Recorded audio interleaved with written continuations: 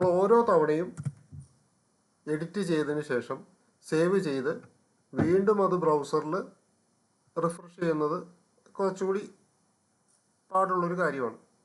അതിനെ കുറച്ചുകൂടി എളുപ്പമാക്കാൻ വേണ്ടി നമുക്കൊരു പ്ലഗിൻ, അതായത് നമുക്കിത് എളുപ്പമാക്കാൻ ഉള്ളൊരു ടൂള് ഈ VS കോഡിൽ നമുക്ക് ഉപയോഗിക്കാം. എക്സ്റ്റൻഷൻ എന്ന ഭാഗത്ത് പോയിട്ട് അവിടെ ലൈവ് സെർവർ എന്ന് സെർച്ച് ചെയ്യുക. എൻ്റെ PC-യിൽ ഇത് ഓൾറെഡി ഇൻസ്റ്റാൾഡ് ആണ്. ലൈവ് സെർവർ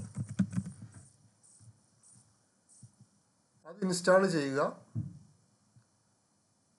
അതിനുശേഷം നമ്മൾ എന്ത് കണ്ടന്റ് ആഡ് ചെയ്താലും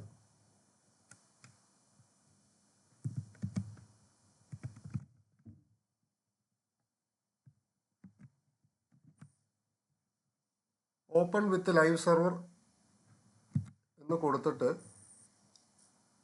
അത് സേവ് ചെയ്യുകയാണെങ്കിൽ നമ്മൾ എഡിറ്റ് ചെയ്തത് അപ്പോൾ നമ്മുടെ ബ്രൗസറിൽ നമുക്ക് കാണാൻ പറ്റും. ഞാൻ വീണ്ടും ഒരു കണ്ടന്റ് കൊടുക്കുകയാണ്.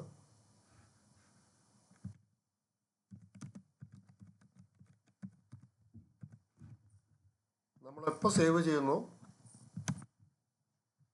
അവിടെ ആ കണ്ടന്റും അപ്പോൾ തന്നെ വരുന്നതാണ്.